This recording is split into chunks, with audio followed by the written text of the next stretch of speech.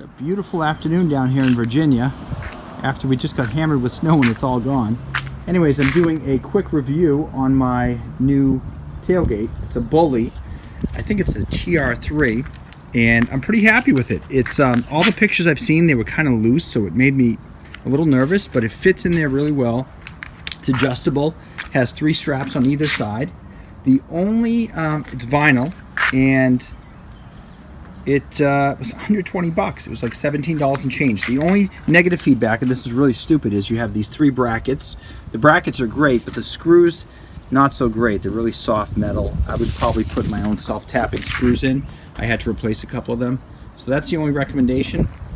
Other than that, not bad for 17 bucks and change. I'll put a link below. I got it off eBay.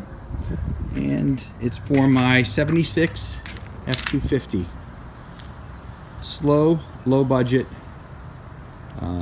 remodeling here. Thanks for watching.